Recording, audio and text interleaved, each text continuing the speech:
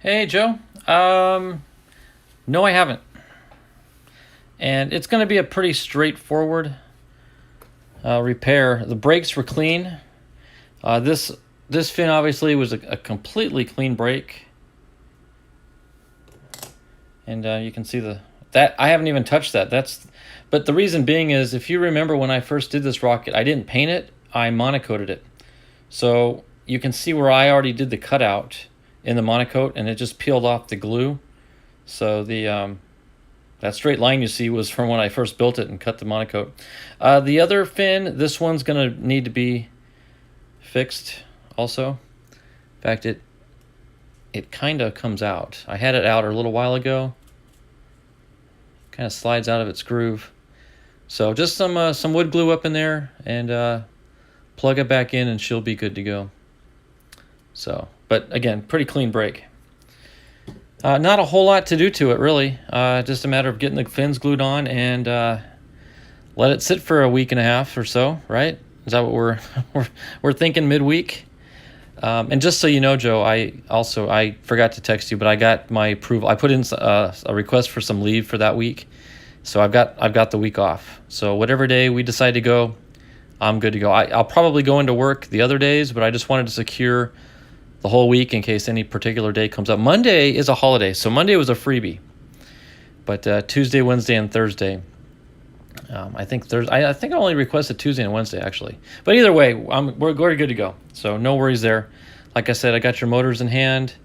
I guess tomorrow we should be getting a box in the mail, right? So that'll be good. So let me go ahead and get this started. I want to get the Yankee done and glued up and just let that soak in and cure. Like I said, it's going to be sitting for a week, but I want that to be good to go. And then I want to get onto the mean machine, and I actually think we can get it finished today, with the exception of the clear coat. If I elect to put a clear coat on it, that'll probably that'll take overnight to dry and everything. But so yeah, we should get two major things done: get this fixed, and then get the mean machine finished up. So let's go ahead and get some things ready to go here. It did not affect. When I installed the engine hook, Joe, it did not affect that little, I don't know what you call it.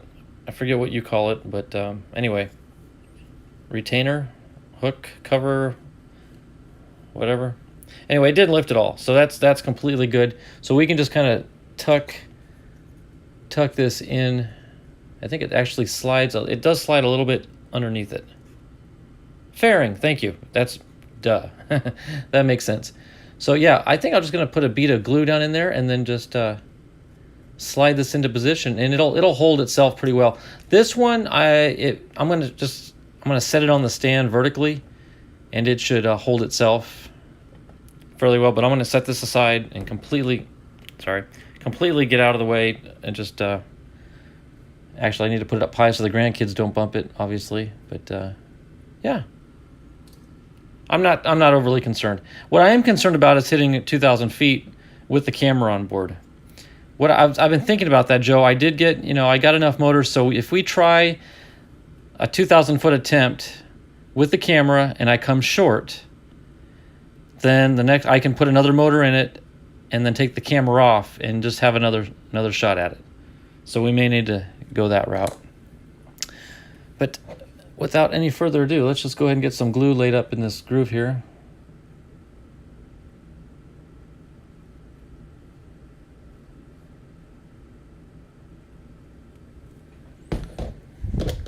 And I'm just going to take a dowel. I'm going to work it in. And I did put way too much on here. Hold on, let me get a paper towel.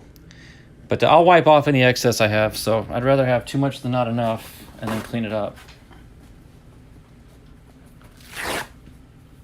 This is a brand new bottle of glue, and I'm actually, the old bottle, I'm used to having to squeeze pretty hard to get the glue to come out, and not in this case. I keep forgetting that doesn't take much pressure. All right, let me just kind of wipe some of that off.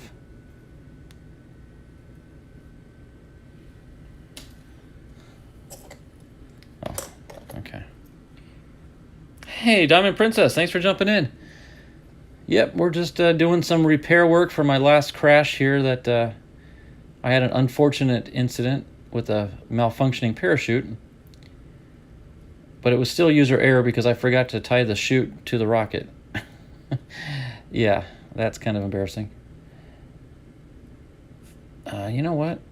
I'm going to need to put some tape on this, I think,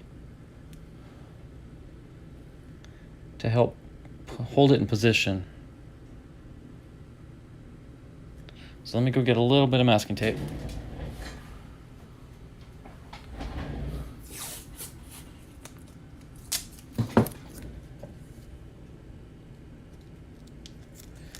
Well, my problem is I think it's going to interfere with the other fin.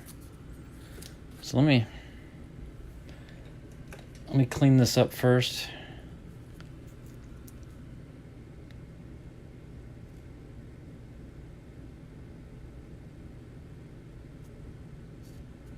And I gave up on keeping this Yankee pretty a long time ago. It used to be the pride of my fleet, but it's gone through so much damage that it's not like I'd envisioned it becoming.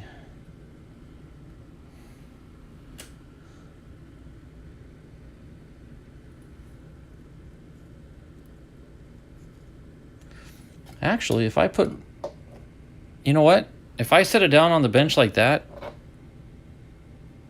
it's going to do what the tape was going to do. So I'm going to let it sit like that and put that pressure on that joint.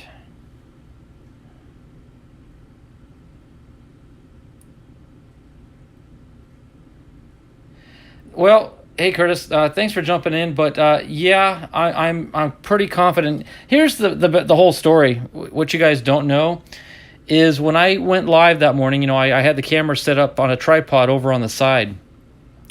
And the minute I hit live, I felt that pressure of hurry, hurry, hurry. You have people watching. You don't want to waste too much time. And even though I knew it was going to be kind of long and boring for those that didn't know what was going on, I still felt rushed. But that was just on me. That was myself rushing myself. And initially, I had grabbed a 12-inch parachute. I really thought I could squeeze a 12-inch in there. And so I actually clipped the 12-inch, and I remember clipping it because I remember unclipping it because I folded it and it just would not fit. The 12-inch was just too long because you got to remember my payload bay, I've got that baffle that sits right from here to here. So I've only got from here to the front of the blue for parachute. That's not a whole lot of space because of the baffle.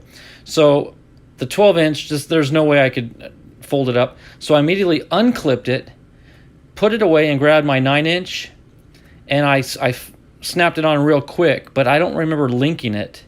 And again, I felt rushed, and that was on me, but I felt myself rushing.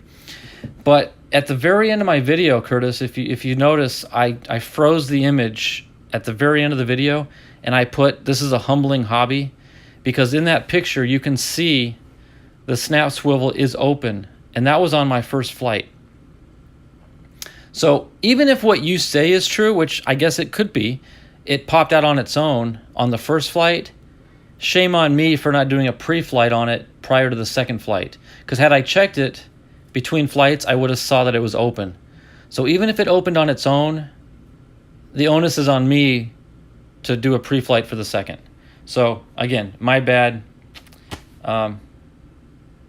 Yeah, you're right. And I have another Yankee tucked away somewhere that I may build up to be my beautiful shelf queen. So, hey, 25 Perez, elbow bump. There you go, bud. So, yeah, this is gonna hold well. That's already setting up. But now that I got some pressure on it, I'm gonna go ahead and lay up this one. And this easily fits right where it was before.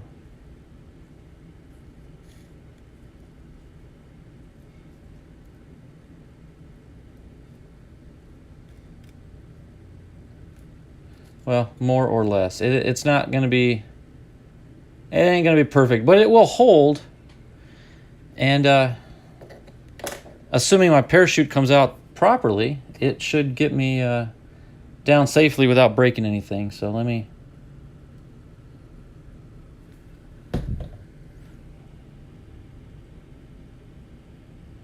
spread that out.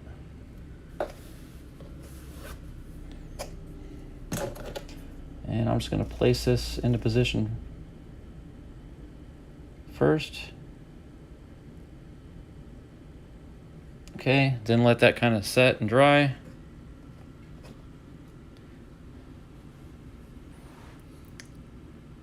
I've got some of those, Joe. My only fear with those are they've got that little kink that sticks out, and I'm afraid it's going to snag on something. I do have a pack of those, but that little angled bend that sticks out, that kind of worries me. So I'm kind of holding off on those for now. Where is the Artemis? You know, actually, it's funny you mentioned that. After my live stream is over tonight, Ron, I plan on... I want to do like a compilation video of all my SLS flights in preparation for tomorrow's big day. So I'm pretty excited. Yeah. If they're going to launch my rocket, then the whole world's going to be disappointed in the morning. But no, I thought it'd be kind of an honor of them. I've probably got, I don't know, 10 to 15 flights on my SLS.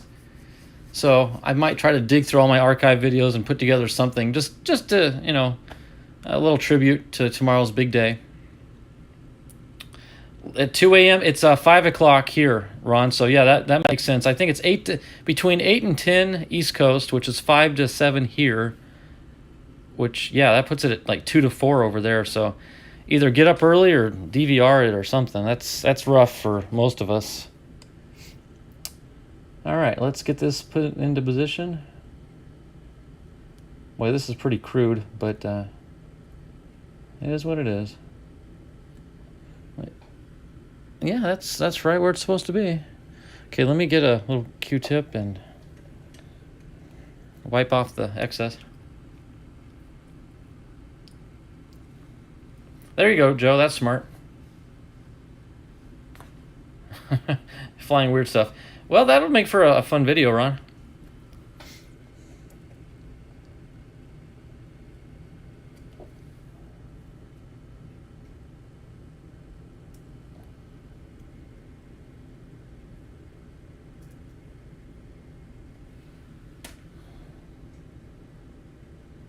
And of course, as soon as I wipe it and push down, more oozes out. I'll just use my finger this time.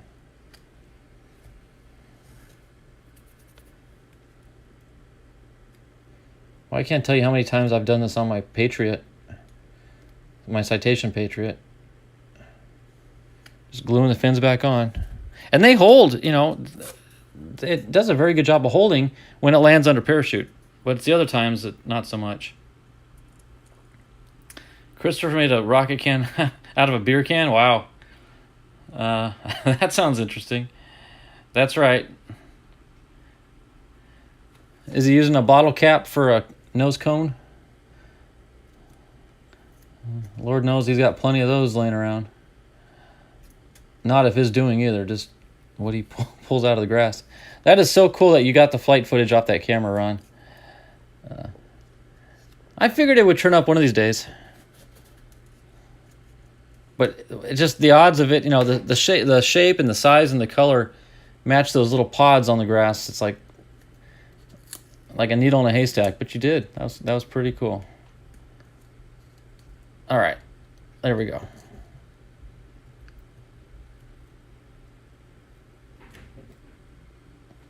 All right, I don't know if you can see, but everything is lined up and facing the right direction.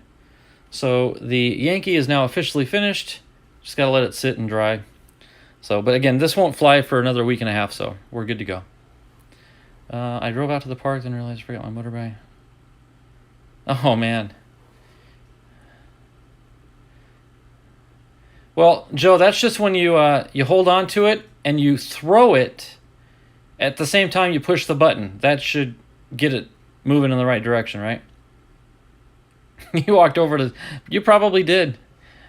And I am curious what happened to that black cap, unless you found it later in your box or something. But I don't use the little black cap on those cameras because, like I said, I can't see the little blue light come on with that cap on. So I'm going to go set this aside real quick, and we're going to come back and get to working on the mini Mean Machine.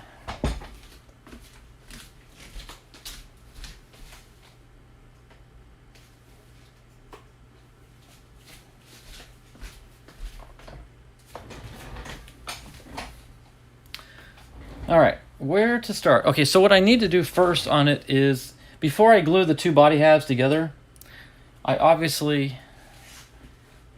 What did I do with my cradle? Oh, it's right in front of me. Okay, we're going to use this guy. Okay, so I finally, guys, you haven't seen this yet. You saw it primed, but I finally have a beautiful blue upper body tube. I let it dry really good, cleaned it up, the surface well, before I attempted to put the blue on it, and I got no bubbling or any of that weird stuff. Curtis, when you have a slow motion video launches, what FPS is your camera filming at? 240? Hey, oh my goodness, good question. It's on the slow-mo function. On iPhones, you've got the video function, and then you've also got a slow-mo video. And I knowing me, I probably have it set to the highest resolution.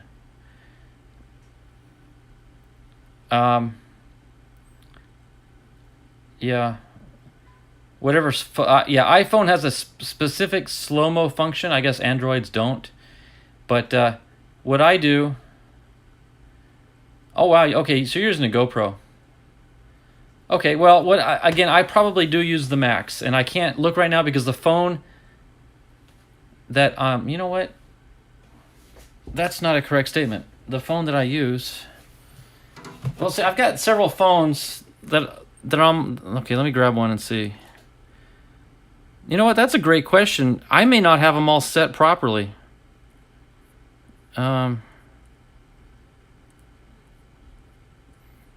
Give me a second here.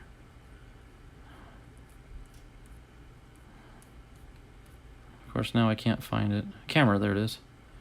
Record video, slow-mo. Okay, I've got my slow-mo at 720p at 240 frames per second. And that's the highest on this iPhone 6. It's, well, there it is. It's set for 720 at 240. So, if that helps. I've got two iPhone 6s that I use. This is actually the camera that I use from the base. When you see the base launches looking straight up, this is the camera that I use. You probably recognize the ugly cover from the overhead shot, but this is literally just sitting on the ground at the pad, and it's filming slow-mo at 240, 20, yeah. And I've got another iPhone 6 that's set off to the side. The overhead camera, I don't remember what that one's set at. That's an iPhone 11, actually. I've got so many cameras, it's ridiculous. Oh, you got super slow-mo. So what I do, though, is in addition to using the slow-mo, Curtis, in my editing software, I slow it down even further. It looks... Because when you upload iPhone slow-mos to your computer, it plays at regular speed. So you got to slow it back down anyways. But it maintains somewhat of its clearness because it was filmed at such a high frame rate. Well, but again, you can use your editing software to do slow-mo if you're using the right kind of software. So here's where I'm going to need maybe some advice or ideas or something, but I'm going to insert a baffle, guys, in my upper body tube before I glue my coupler in. And notice I've still got my mini engine motor mount that I'm not going to use because we're using 18 millimeter. I'm also going to need my retainer ring, so let me set that back there. So yeah, Ron, for the actual... In fact, where's my camera? I'll show you guys. This is interesting that we're talking cameras now. You never know what's going to come up, but my handheld, what I'm holding to film the whole flight, I'm using this little guy here. I'm using a little JVC full HD camera.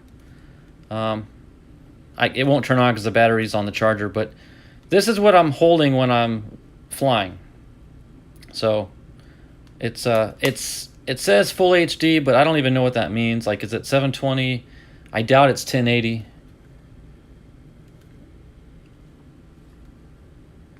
Not a whole lot of specs on it. Let me see. Anything back here? No. I guess I could Google it. But anyway, it's a JVC Everio Full HD. I like it's easy to use, and I like, you know, you got the little zoom on top here, but sometimes it's really hard to see the rocket in that screen because the screen is not very high resolution. So Joe, this camera is, let's see, 2000 and maybe 2010, 2011. So this is a dozen years old or so. So this is antiquated already. But it's for me, it's good enough. Like me and Curtis are always saying, sometimes good enough is good enough. So that's what I use. Okay, where was I? Let me set that back. So I need to glue the baffle. Which side am I going with here? It's going to go in this side here. I'm going to glue the baffle here. I need it to be far enough up so the coupler... Wow, that's a tight fit. I haven't even put the coupler in before. Yeah, let me... Where's my fingernail?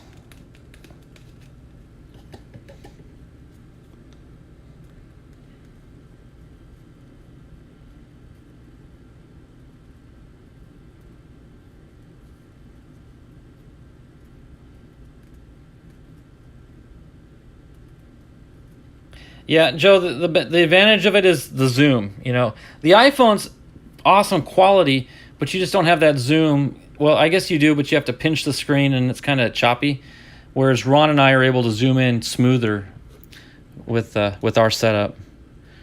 You got a blue tube from Estes Manga that crimped in shipping. Wow, I know I should do it more often, Ron, but I mean, I've got a lot of reasons. This coupler is not wanting to go in. I've had, you know, a lot of issues with Kato's, and it's just, there we go. It's justified for me to get new stuff from Estes. I don't know. My guilty conscience in me, it's like, I just feel bad. It's like, oh, I'm going to put the company out of business if they keep sending me stuff. That's the way my mind works. Like, I don't want to ask too much because I'm going to find out Estes is going out of business because they kept having to resend stuff to Kevin. But good on you for holding them accountable. That's what you should do. I'm not saying I've not done that. I have ordered and had to call Estes and have them send me replacements, but I don't do it as often as I probably should.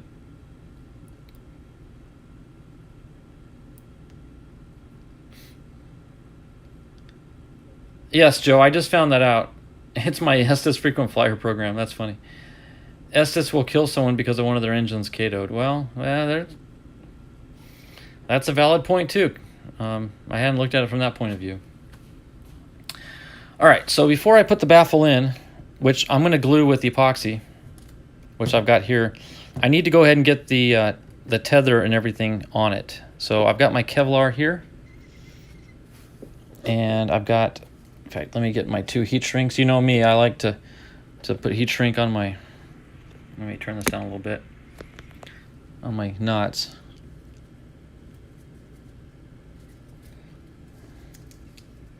Okay, so let me just kind of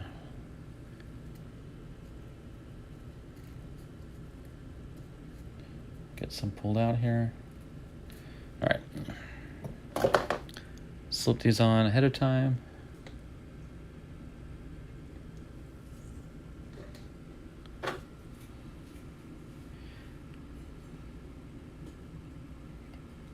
I think the Quest burn-throughs are more dangerous. That's what Ron was experiencing, right, Joe? Ron, when you were getting those burn-throughs on the side, which was throwing your trajectory way off, that was those were Quest motors, right? Gary tried to fly a $3 MHJ with the C11, but Kato this morning. Oh, man. What's an MHJ? I'm sure it's something very simple and I'm just blanking on it. But man, that's too bad.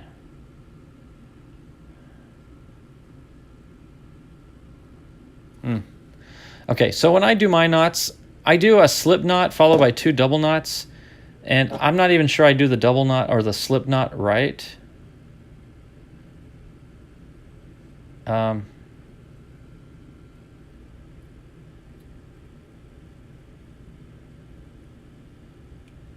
I think that's how you do it. Okay, cinch that down. Then I do 2 double knots on top of that. And then go the other way. What do they call them? Half hitches. You know, I was a Cub Scout, but not a Boy Scout, so I'm not real good with my knots. Okay. Boy, that sure don't feel like it's going anywhere. Okay, let me put just a dab of glue on the tip. Oh, mini Honest John. Got it. That makes sense. I've not ever seen rockets at Walmart, Joe. That is cool if they do sell them. I didn't know they sold them. But our Walmarts definitely don't. But that's cool that some do. Okay, so they're all B6 Force. I don't think I've ever gotten anything but C's and D's from Quest. But what I like about Quest motors is they don't charge you the hazmat. At least I've never been charged the hazmat directly from them. I prefer the bowline online.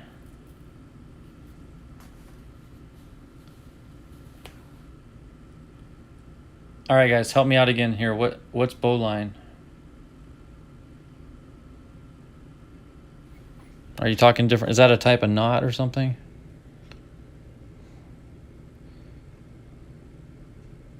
So I know just enough in this hobby to get in trouble, but not much more.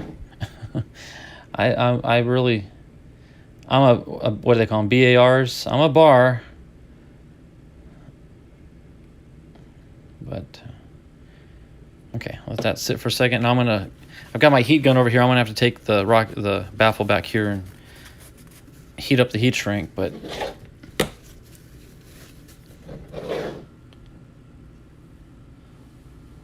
oh, it's a type of knot. Okay, you call it a slip knot. Okay, I think I did a slip knot. Either way, what I did ain't gonna come open, I don't think. Okay, let me trim this off. Man, these Kevlars don't cut as clean as I like, but anyway. So I'm gonna now slip my green. Where's my green guy? Okay, so I'm gonna slip the green heat shrink over the knots like that, and I'm gonna heat that up. And then when that tightens up, then I'm gonna come back over with the red and put the red over the eyelet. So I'll be right back. You'll hear the heat gun going here.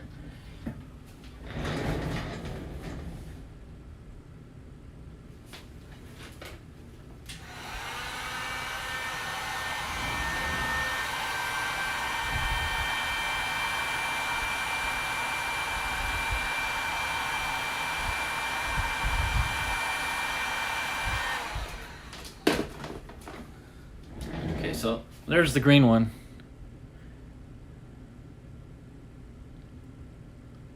Then I'll wrap the red one over the green, over the eyelet,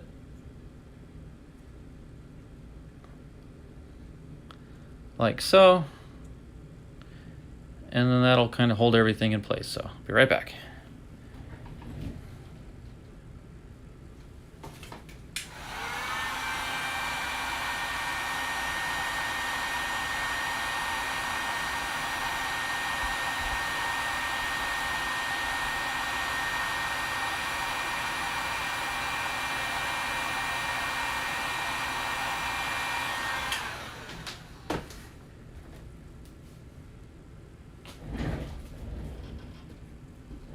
Okay, so there we go.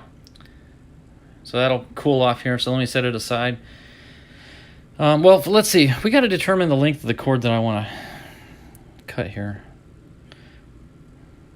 Obviously, I'm not too concerned how far up it goes in the upper tube because, you know, from here to here, I have to have enough room to put a 12-inch parachute. I think I can squeeze it in. So I've got a lot of room to play with. It'd be easier to keep it closer to the base because that's where I'm going to be inserting it. It's also going to be tricky how I'm going to glue it in without getting glue on the shot cord.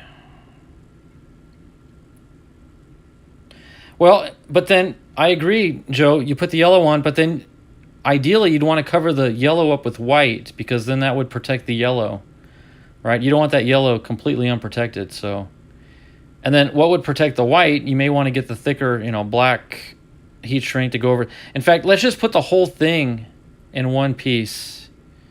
And then once I glue it in, I'm going to wrap the whole rocket in a clear heat shrink. It's like, okay, we're going a little overboard with this now.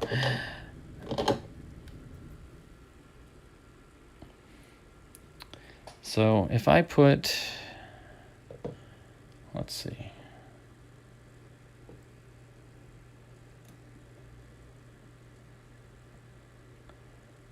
Let's put my loop.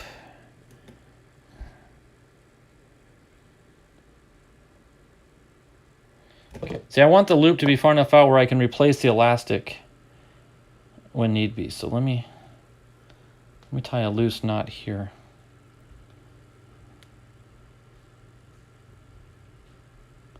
Okay. Let's see if that gets me what I want. Oh yeah, that'll be perfect. That'll be good.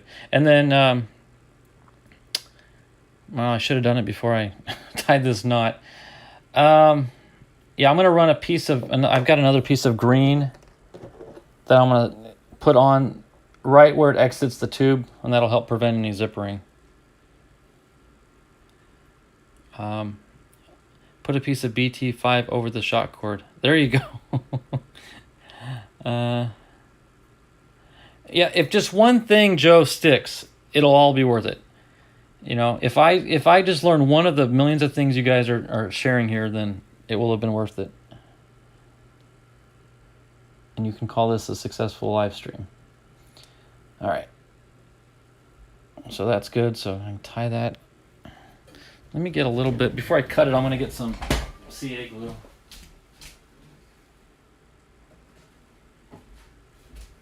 Just to make the cut a little cleaner. Make sure you cut the right side, by the way. Don't cut your loop off. I think I did that once. It's like, oh man. And my thin isn't really as thin as it used to be. I need to get some more glue. There.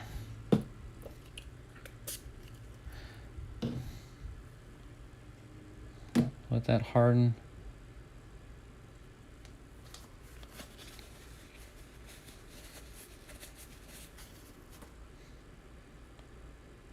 Okay. Then we can just cut right through the hard part. Nice cut. The BT5 was to keep the glue off the shot cord.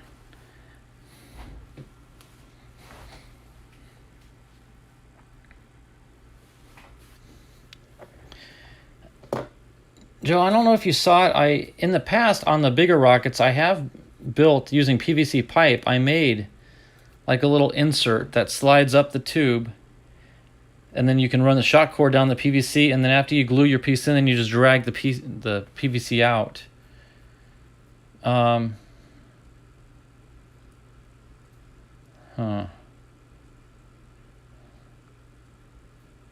My only fear is that I'm gonna...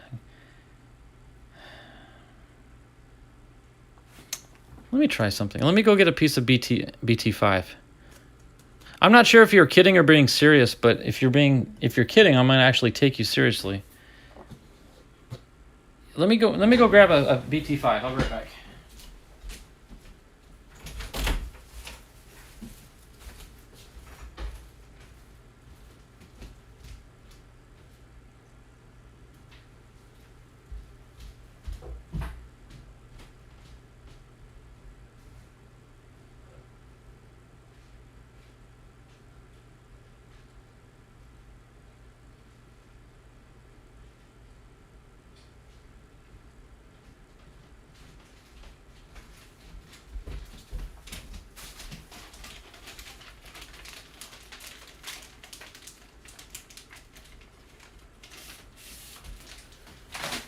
Okay, let's see.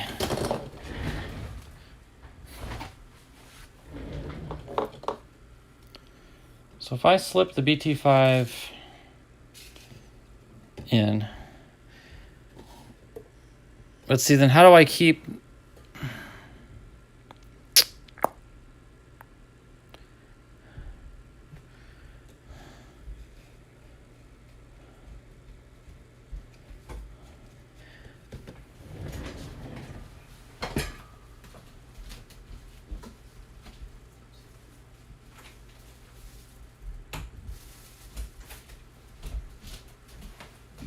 I gotta think this through. Okay, serious. My thought was to put the entire shock cord inside the BT5. Then after you put in the baffle, just shake the tube and it should come out the top. Okay. I must be overthinking it, but I'm not quite getting what you're saying yet, but let me work through this. Okay, take the entire shock cord inside the BT5.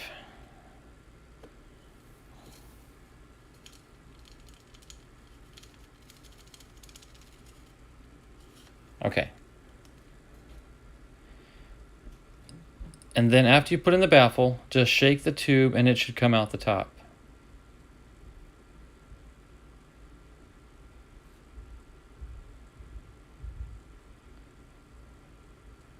Now this is a BT5. That's a BT20. Yeah, the mini Mean Machine is a BT20. It's a what do you call it? Minimum diameter, because the motor's gonna fit right in.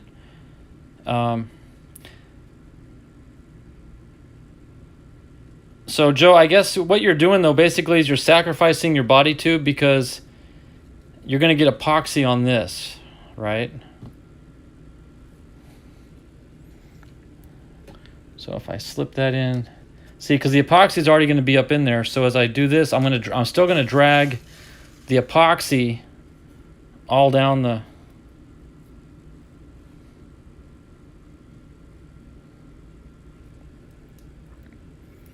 Either way, I still don't see how I'm going to prevent from dragging epoxy out when I get the body tube out. This is aggravating me. Not knowing how I'm going to do this. I could cover it with blue tape. I still don't know how I'm going to prevent glue from getting on the tube though, Joe. As I drag the BT5 out, I'm going to be dragging the epoxy with it and it's going to smear on the inside of the tube, no?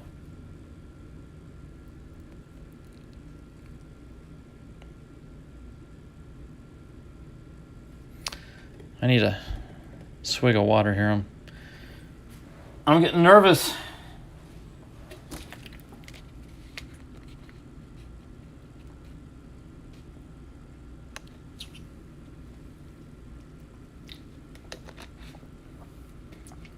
Pass the shock cord back through the baffle. I don't think can I?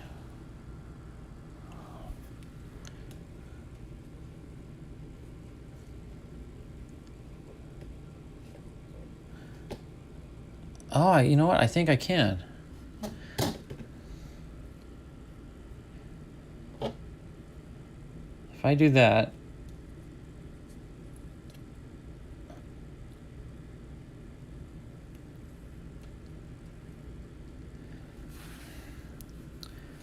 okay. And then how would I grab...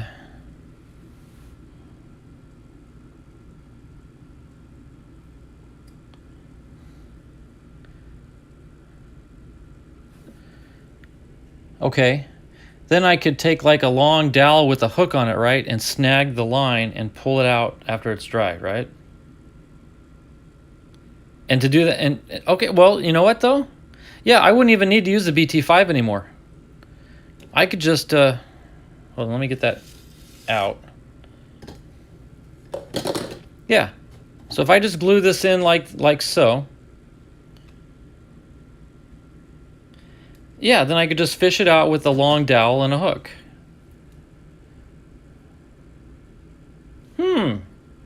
Yep, all right. So, problem solved. We're going to avoid any epoxy from being spread down the tube. We're going to get this exactly where we want it, because now I could actually use my baffle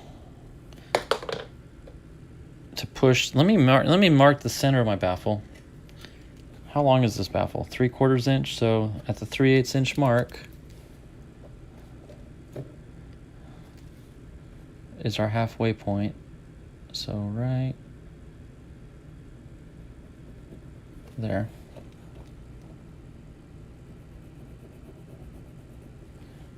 Okay. Yep. Switching gears. Coupler. Well, what do you mean by coupler? Yeah, I'm going to use my coupler to push the baffle in, because I thought the coupler butting up against the baffle would be good. Well, good enough, I don't know. But yeah, I'll just, yeah, there we go.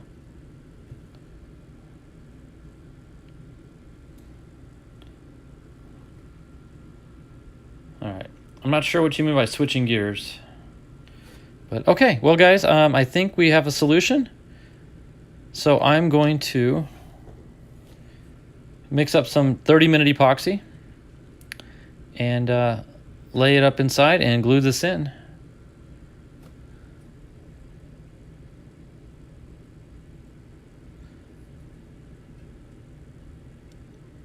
All right, yep, I think that's gonna work. All right. And then we can start working on the, oh, quick question. I can use the same batch of epoxy for this, right? I mean, in the past I've used JB Weld, but is that really necessary? Can I just use standard? I'm gonna sand this a little bit, but can I not use just standard epoxy for this?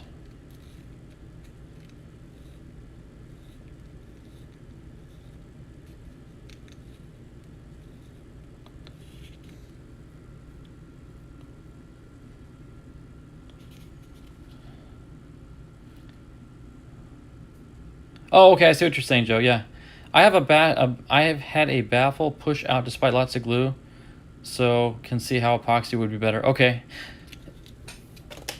Well, and I'm thinking the epoxy would be better because there's plastic on this, so I just think epoxy would be all around better because it's not just cardboard, but it's plastic also. Oh, use thick CA. Okay, well, if you use thick CA on the retainer, then I feel comfortable using the just regular epoxy on this. So I'm going to mix this up, get the baffle in, and then I'm quickly going to switch over to the bottom of the, oh, I haven't even shown you guys the bottom half. I did finish up all the decals. So, and I've already got the, in fact, let me sand this up a little bit too.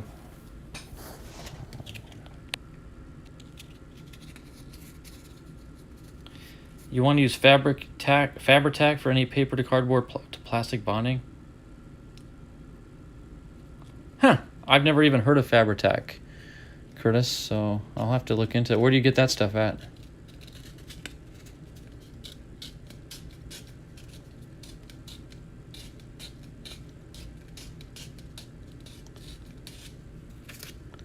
Okay. Okay, so I'll use the same batch of epoxy to get that retainer on also, so we'll get back to that here in a second.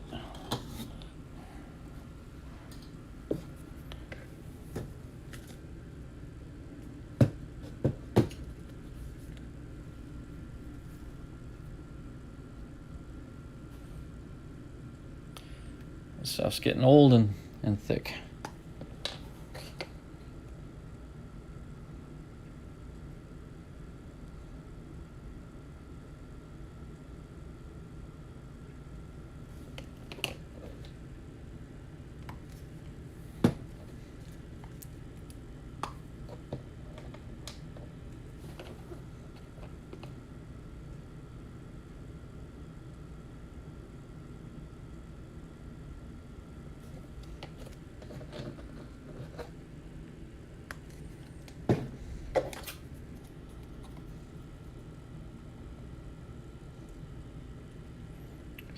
see if I can read while I'm stirring here. It glues into paper, cardboard, fibers like wood or white glue, but the solvent's something. Oh, okay. All right, so it's like a dual purpose. Okay, that's cool. Where do you get Fabri-Tac at? Sounds like an artsy craftsy type thing. Something maybe Hobby Lobby might have, or...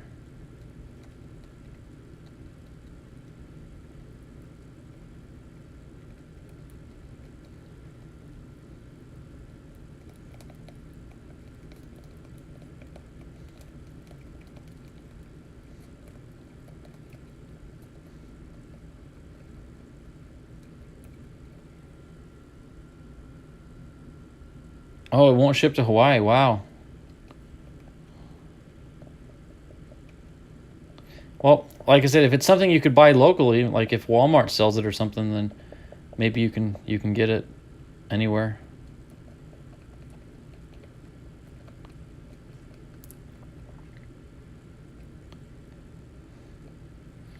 Okay.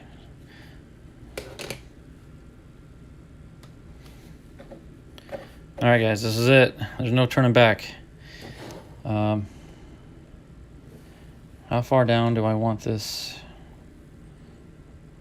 As far as there. Okay.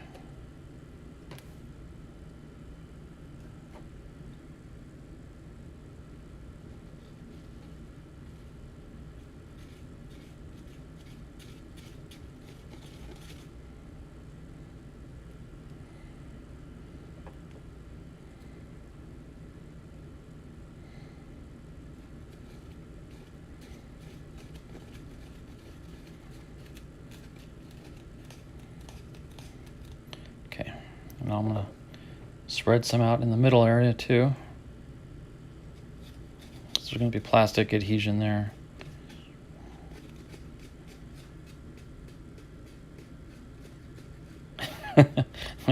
Good point, Curtis.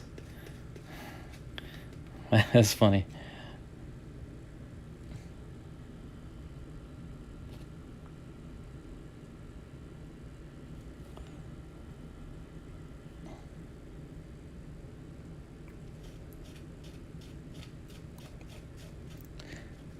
Tell you what I'm going to do. I'm going to go ahead and, well, yeah, I think I'm going to glue the coupler in.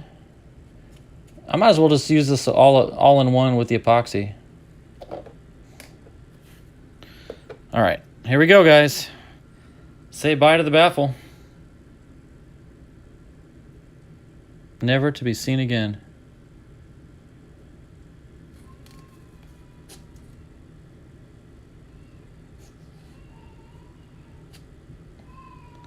Okay, let me use my coupler to get it spaced.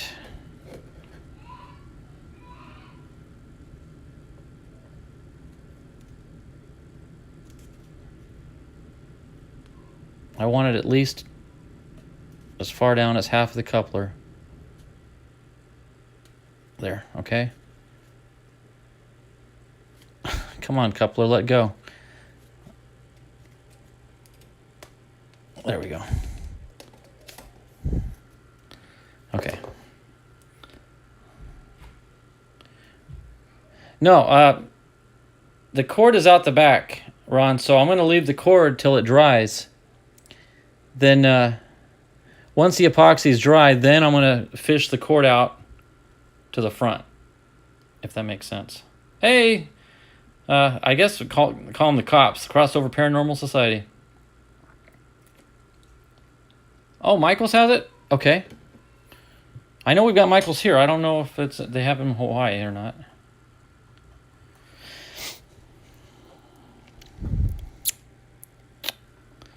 You know, on second thought, I'm going to hold off on... Oh, you know what?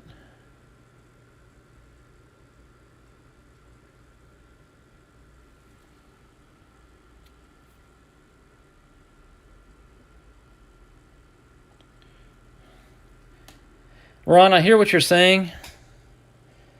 And now I'm thinking I probably should have prepared my retrieval tool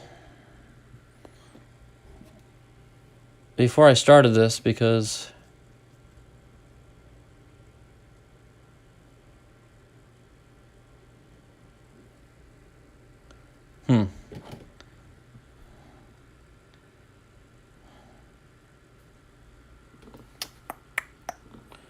Let me think this through.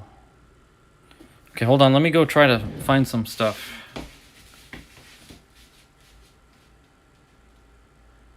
Thread it through now so it's easier to grab. Yeah, I'm gonna go grab a dowel. Oh wait, here I got a long stick right here. Okay, this will work. And let me get a hook.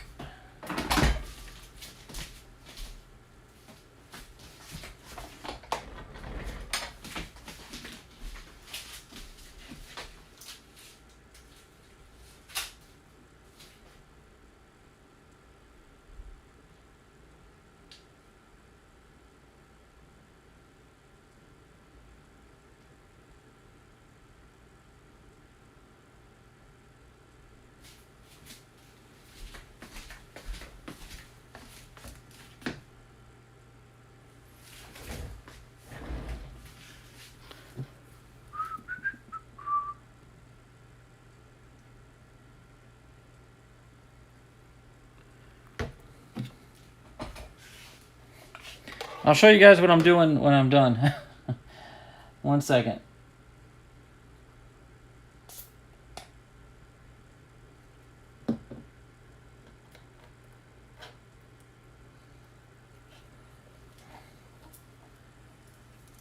Okay, I glued a little swivel, and I opened the hook up a little bit, and I glued it to a long dowel. So let's see if I can't fish this out with this. So I'm gonna have to do this off camera though.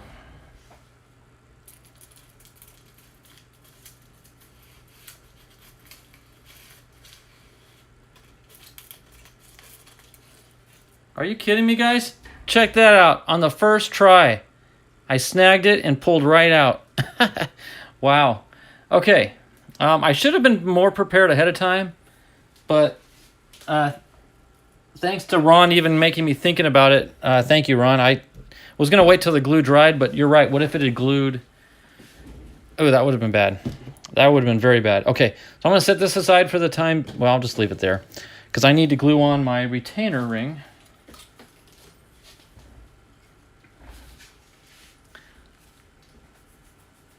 Yes, you are. Curtis, Joe, Ron, you guys are awesome.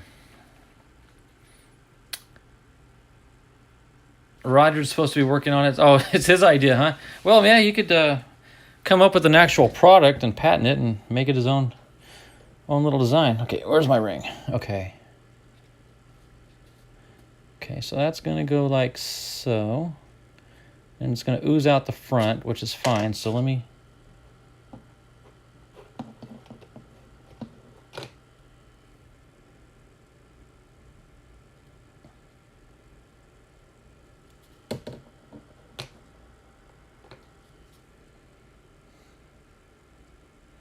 Poor Roger, Ron.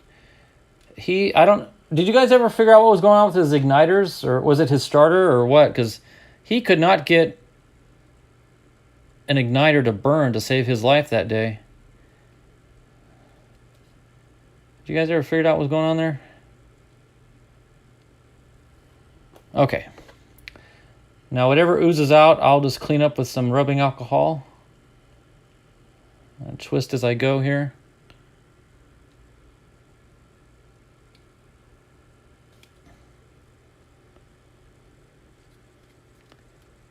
Nice.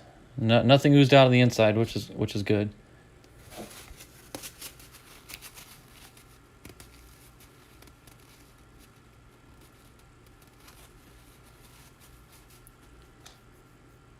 Oh, okay.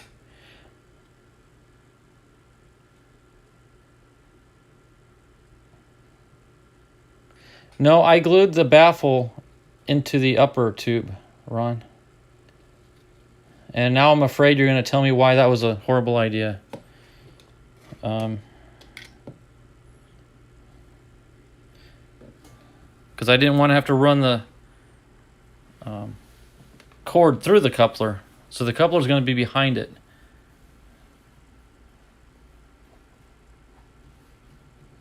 Oh, okay.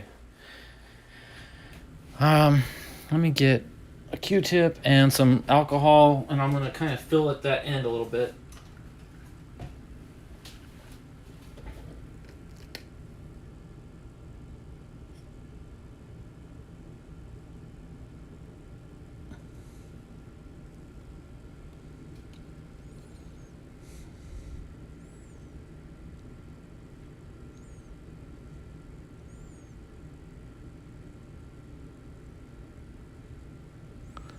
Okay, there we go. Halfway decent fillet. The coupler keeps it in place. Oh, from pushing up. I see what you're saying. Interesting. I hadn't thought of that. That's a good point. It's too late now, but yeah, no, here's the bottom. And this is the top. So the coupler is going to go right there. So, yeah, not much we can do on that now. But, well, guys, I mean, look at the distance from the motor to where the baffle's going to be. We're talking, 16 to 18 inches there. And on the Yankee, I've only got an inch between the motor, and it's the same baffle in the same size tube, and it's holding well. So I'm not too worried if it's holding up with 1 inch gap. 1.5 feet, I think, is going to be even better. So I'm gonna stay optimistic on that one.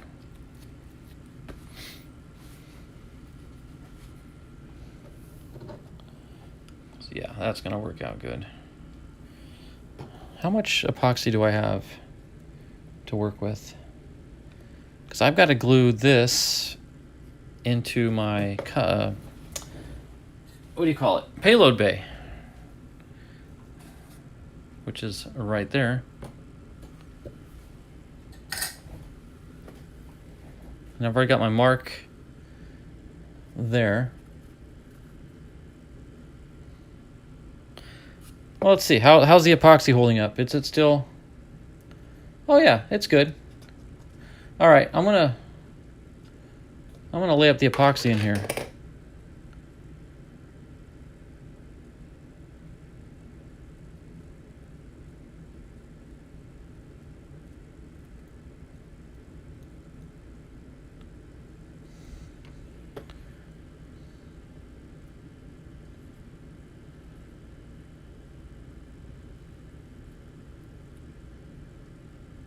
There we go. Okay, nice clean joint. Now the length of that shoulder may look kind of long, but actually I'm mimicking the same length that the nose cone came with, so which I thought was a little long, but that's what they wanted, so I'm gonna do the same. So there we go, payload bay, that looks good.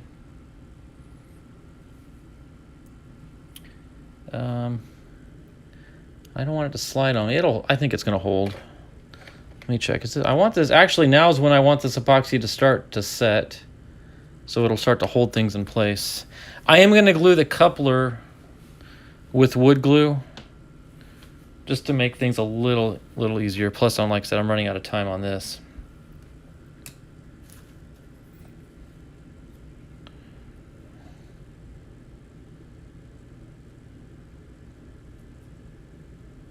I will say this though, these couplers might be tight, but they're a lot better than using an engine spacer because these have a little looseness to it. There's actually a little bit of a wobble, so this is actually ideal. But, we've all got hundreds of these yellow tubes laying around, so why not use them? I got the hole puncher. Only took 2 days to get here from Amazon. Seems to work great, except the nose cone with the really long shoulders. Oh, you did get a hole punch. Good deal. Well, I think mine, they'll go to 2 inches. Assuming you got the same one, a 2-inch reach is probably more than enough.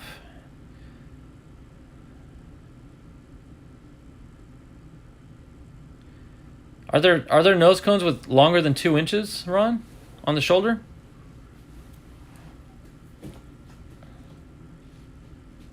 I've not encountered one that's at least that long before. Not saying they're not out there. Maybe on the mid power stuff. Oh, there you go, Joe. That's actually great because for Ron and I, either you need to figure out how to record with one hand and push buttons with your other, or have a partner like Gary can launch, or Roger can launch. But when you're out there by yourself, yeah, that foot pedal, that's a good idea. Der Big Red Max. Which hole punch did you get, Ron? The 1/8 inch or the 16th? Because I'm thinking at some point if it's a bigger rocket like that, it may be better off just to drill a hole. I don't know.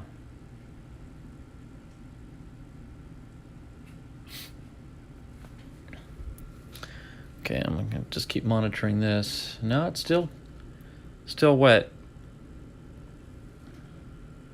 Oh, you know what else I need to do, guys, is glue the retainer or the thrust ring up in there too. But I want to wait till look at that discoloration from the epoxy. That's odd. Huh. I wonder if that's the alcohol on the Q-tip interacting with the paint.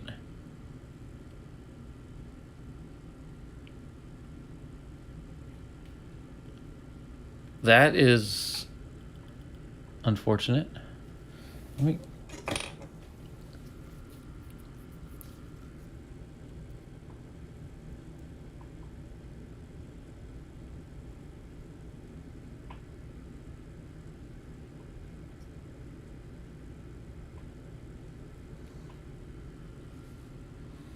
Huh.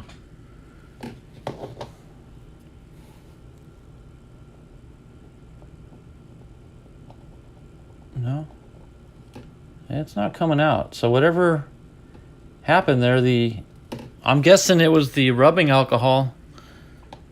I got the 90% stuff, and it does not like the paint. No, it ain't coming off.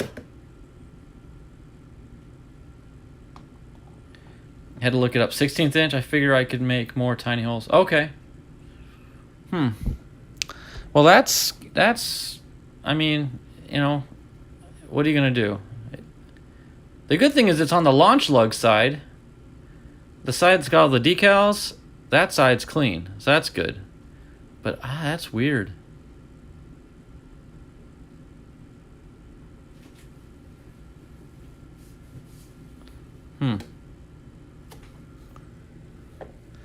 Yeah, and there's nothing on the inside. That's good.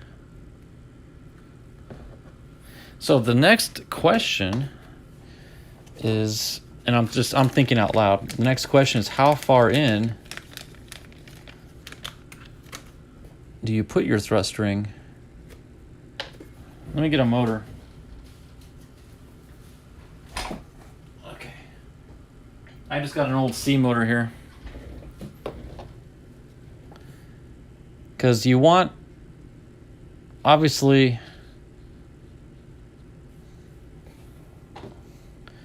you want enough threads on it to hold it in place.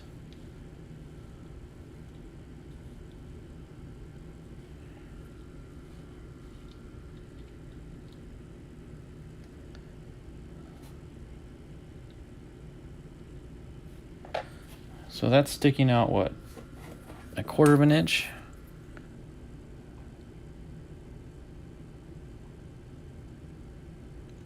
Three 3/16 of an inch. Okay.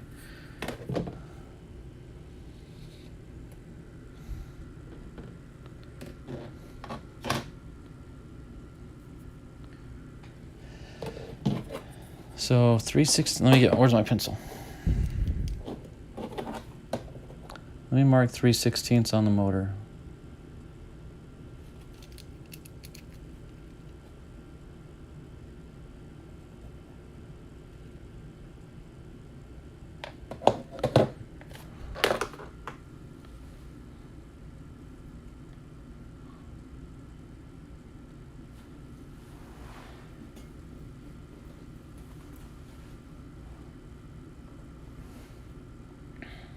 So Curtis, I've thought about that. Okay, I'm thinking out loud again here. My problem with doing that is if you screw it in all the way. Oh yeah, I understand that. I understand that. But if what I'm questioning you on is if you screw this cap all the way down, then in an essence you're going to be putting the motor flush with the end, right? And if for heat expansion or whatever, it's going to be hard to pull this motor back out. So I would like a little bit sticking out, and that's what I've done in the past. So in this case, 3/16 of an inch. That gives you something to grip with your fingernails or pliers or something. I'm hesitant to go all the way in flush with it.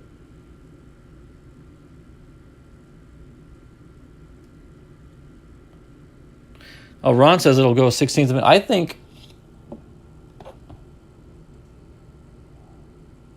the threads go all the way to the end. I'm not sure about. I'm gonna do the 3/16, guys. That's kind of the way I've done it in the past. I've just sort of eyeballed it. I've never actually measured and tried to be too exact with it. But in this case, I'm gonna go that route. So let me find a. Let's see. What can I use? I guess I can use a popsicle stick. No, you know what? I'm gonna use this. No, I've got another. Let me go get another dowel. I'll be right back.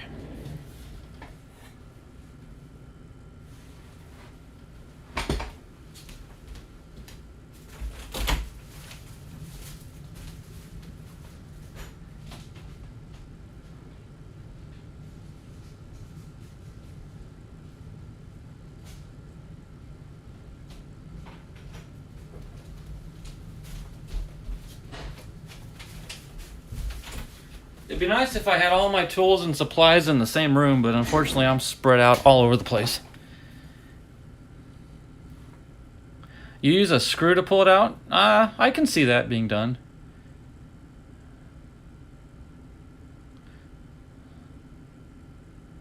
Yeah, good point. I like that idea.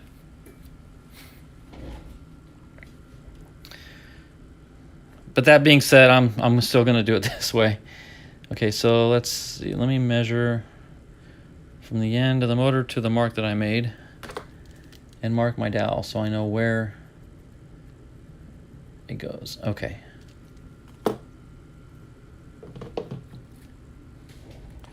Wood glue.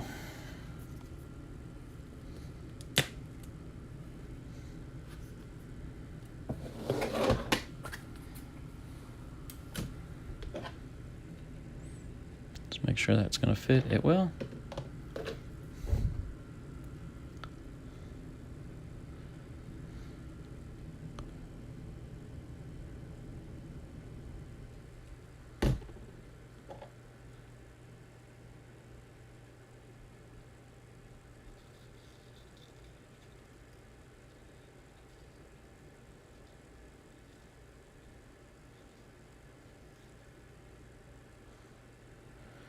Okay, I'm going to put a little more. Since you really only get one shot at doing this, I don't want to be skimpy with it. Okay.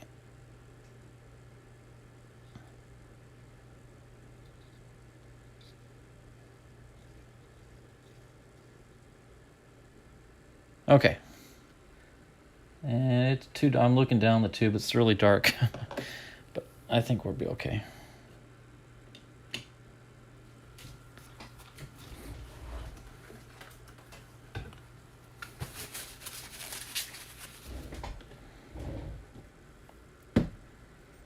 Okay, let's get this started. I'm going to take my motor, find that mark, and just push it down to that line.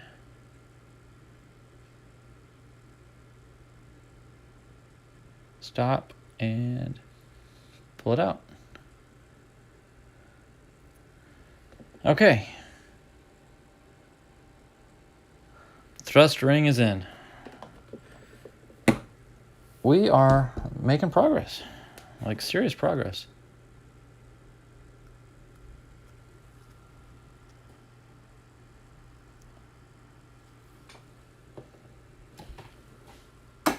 Oops. Okay, so the next step is gluing the coupler in between. I mean, there's like literally nothing else to do.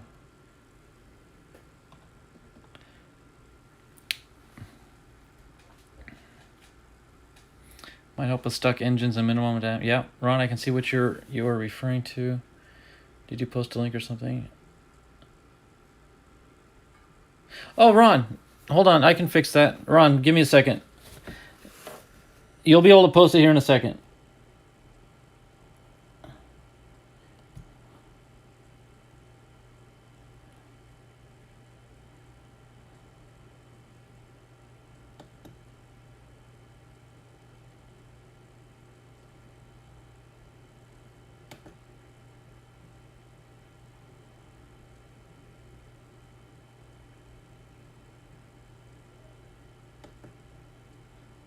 Okay, Ron, you can post links now.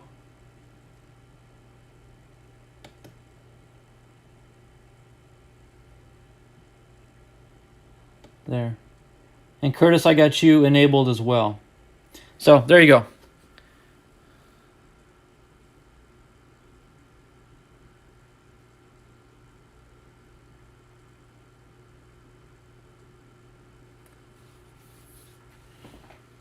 All right.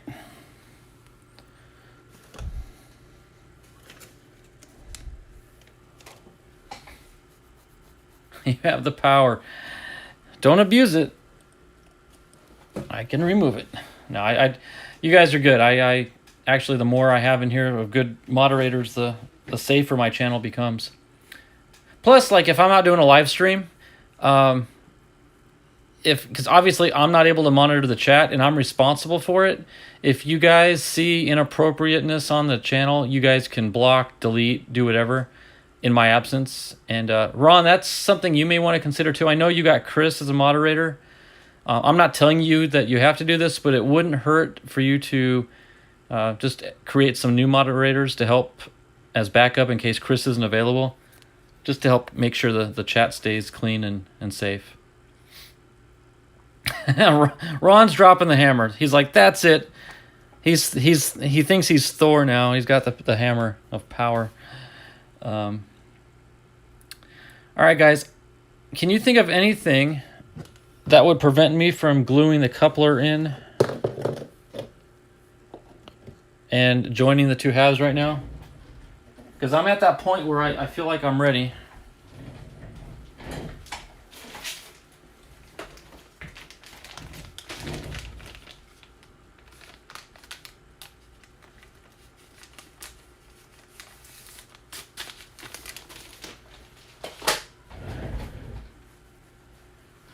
Did you guys happen to see the Apogee live stream on Friday with Tim? He didn't do his normal rock sim training. He broke away from that and did basically a show and tell on his flight box, or should I say flight boxes. And he spent a good hour and a half going through every drawer of every box that he has, and it was actually very interesting. It was a fun stream to watch.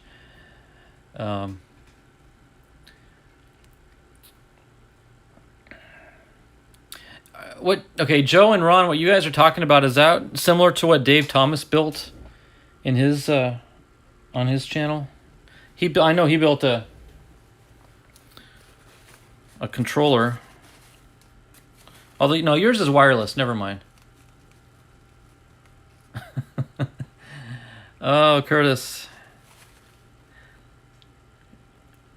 I do shop there. I know they're not the cheapest. But I don't know, there's something about his website that I enjoy. It's just, and he is a funny guy. I don't mind him. He has his moments though, but we all do. The minute I start criticizing other people, I need to look in the mirror and start criticizing that guy more. Tell Chris I said hi, and tell Chris, great job. I'm not sure exactly who did the final yank of the rope to get the Patriot down from the tree, but if it was you, Ron, then I give him kudos for being a great cheerleader.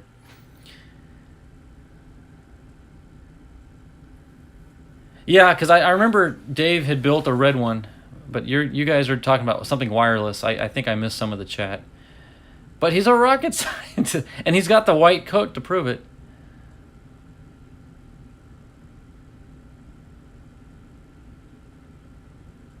Oh, okay. Well, good for you, Chris. Thank you, Chris. Because Joe and I were gonna considering flying out to Hawaii and sneak out there at night and yank it off the tree while you guys were sleeping. And then while we were at it, Joe was gonna scale that light pole and get the chute release out of that other rocket that's still up there. We were gonna do some damage in Hawaii. So he's calling you a boomer.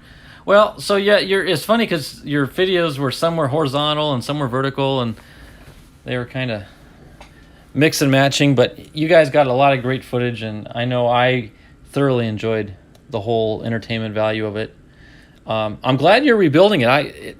It kind of looked like it was going to be a total loss, but then again, a lot of my rockets I bring home, and I think there's no way, but I somehow find a way to fix them, so I'm glad you guys are doing that. But more importantly, you got the altimeter and the camera back. He's pointing at me and laughing. Of course, there really isn't anything called a rocket scientist.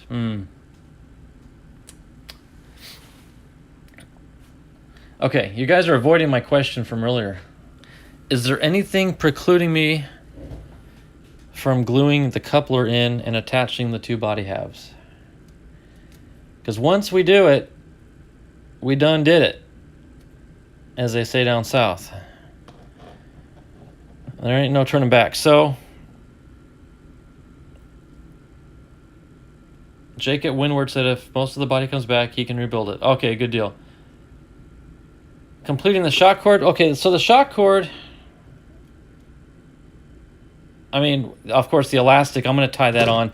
I don't know if I need to do that on camera or not. You know, I didn't get this on. I just realized that.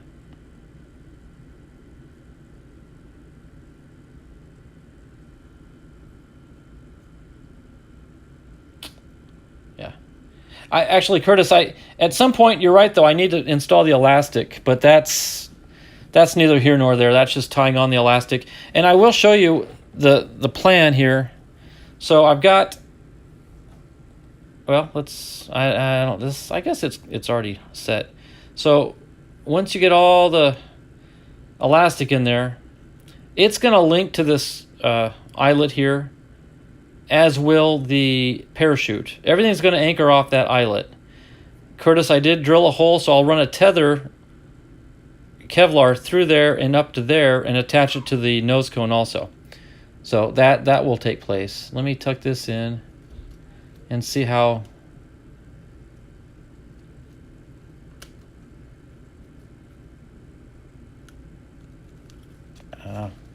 Oh, there's a little lip of. I'm gonna have to hold on.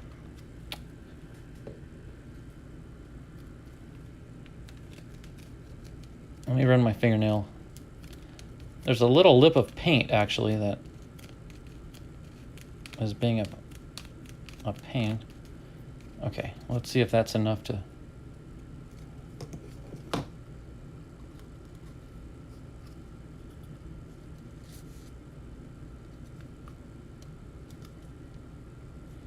There we go.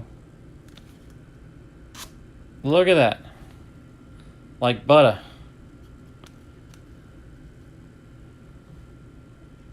They almost kind of look like different shades of blue, but it's the same paint. All right, so then I haven't even taken this off. This is my painted nose cone. This has been drying for like a week.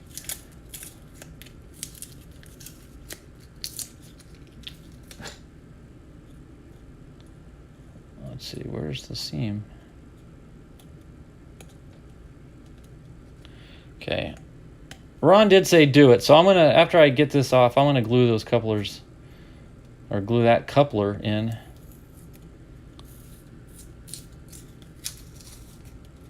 Okay, so there's a seam line. Well, a little bit of a bleed there down the middle, but that's okay. Okay. So then I'll cut that out and put an eyelid on there and attach to that Kevlar that's going to come out from the bottom of the payload bay. So there we go. That is weird that that blue looks different than that blue. Oh, when he rotated it. Oh, you know what? That might have been a little bit thin paint. I may not have. I might put another coat of paint on that. We'll see. Do whatever Ron says. Okay. Better than different shades of gray. Yeah, we don't want 50 shades of gray or blue. No shades. Oh, no worries. I didn't even know you were gone, Joe.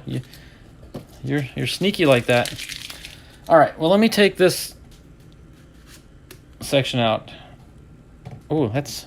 Well, you feel the weight of the baffle. I'm trying to pick it up. The baffle is. Yeah, look at that's the balance on that tube, because the baffle's sitting right there. All right, let me. I don't want to lose my cord. There we go.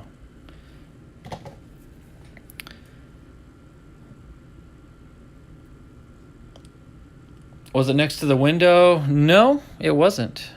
It was no, I mean it was in the house drying, but no, it was not near the window. Good thought, but that's not the cause. I paint out in the garage, and the lighting in my garage is horrible. And so sometimes when I'm laying the paint down, I don't get a very good view of the darkness of it. But okay, guys, I am procrastinating, but it's time to glue in the coupler.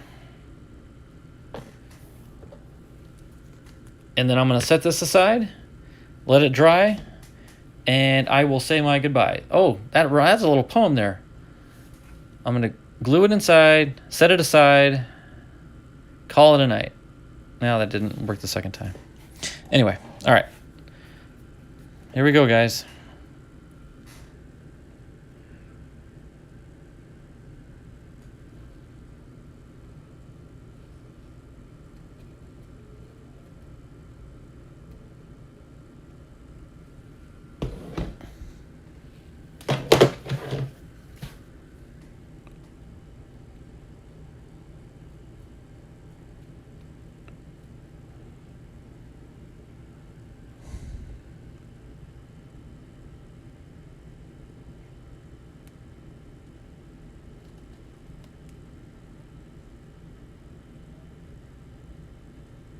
Okay, got that to the line.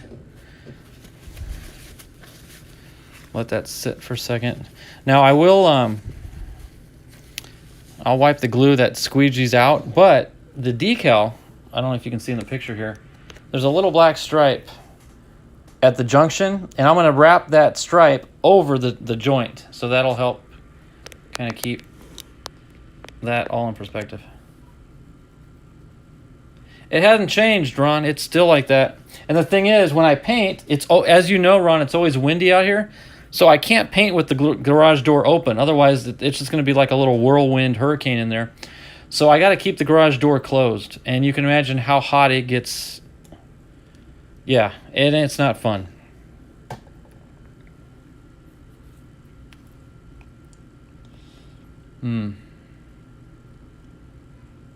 No, I don't have AC. Not in the garage. Okay.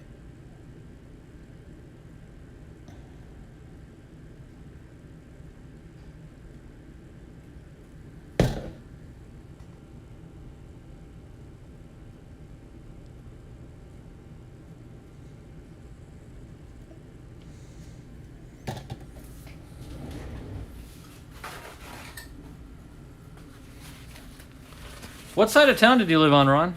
If you don't mind me asking.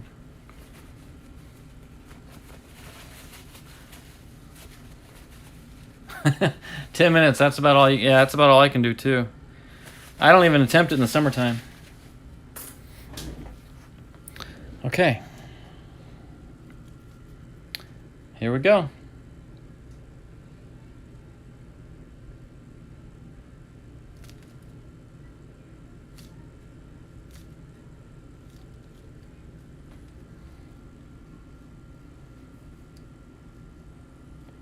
Oh, okay. Gotcha. Oh, that's a perfect seam. That's going to work beautifully. All right, guys. It's official. This rocket is complete. Minus just attaching some stuff.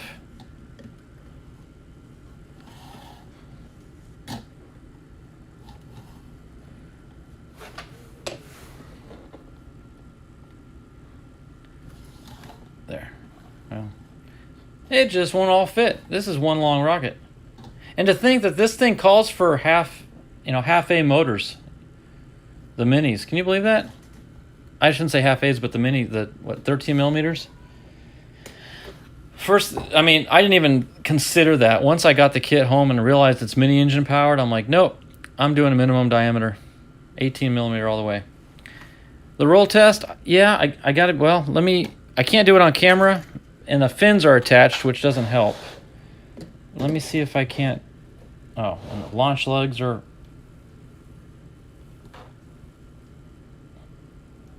That felt good. Let me eyeball it. Let's see.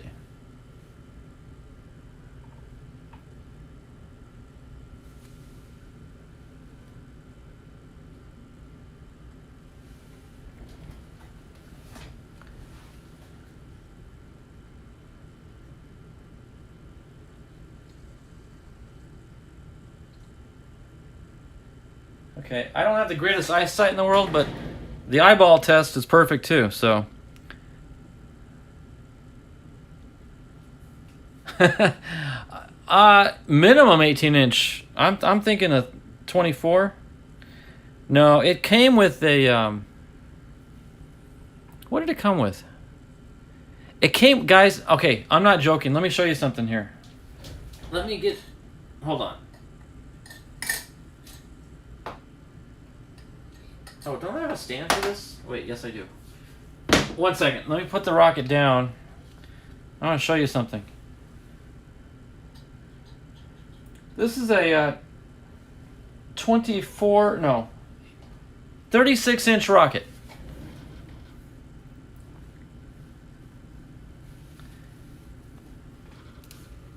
Well, it's going to be hard to... It came with a 9-inch parachute. I don't know if it'll... Can you zoom on these, by the way? Let me see. Oh, yeah, you can. I had no idea I could zoom. Look at that. 9-inch parachute. No. I will not be using a 9-inch parachute.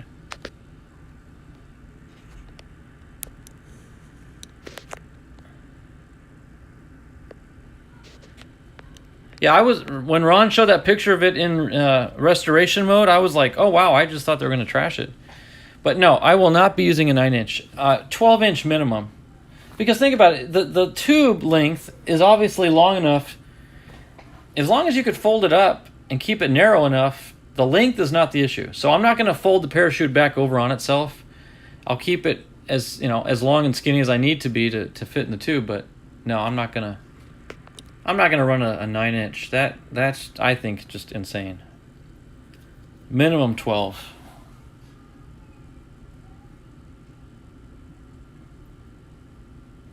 What do you guys think about 12 inches? If I could if I put, back to back, slide in a 12 and then slide another 12 in, I could get 12 inches in this. Or 2 9s would easily make it, would fit.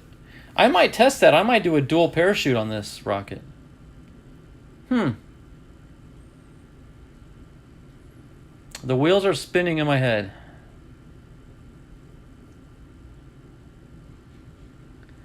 True. But Curtis, you've seen my flight videos. I'm always trying new things.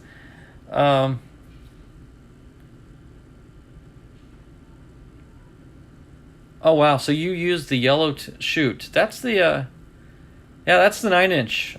The black is the 6-inch. The 9-inch is yellow.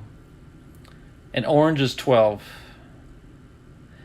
Yeah, if you ain't testing or pushing the boundaries, Curtis, it's like, what's the point, right? So, Okay, at a minimum 12-inch.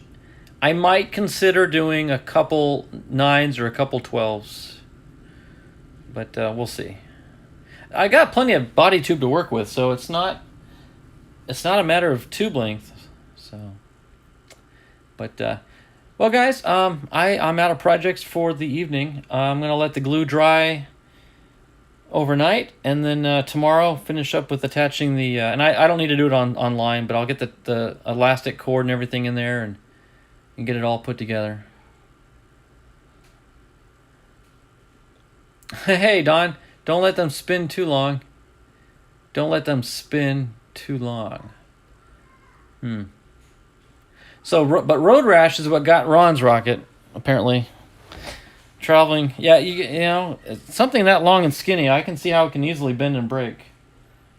But, Joe, what I plan on doing, I'm thinking out loud again, and I'm saying it in front of everybody, but when we do fly, I would love to bring out my full-size Mean Machine. I'm sure you wouldn't mind seeing that one fly again either, but I think it would be awesome to have it sitting next to the mini Mean Machine and get those flights.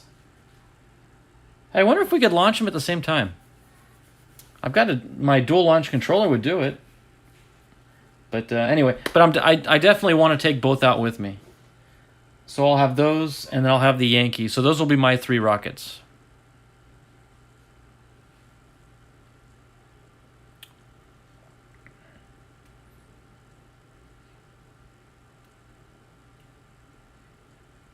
Yeah, Ron, do you want me to exchange your all's info? I can. Ron and Joe, I can exchange. I can get you guys each other's numbers if you want. Yes, Curtis, that would be cool. I would love to do something like that with my cameras.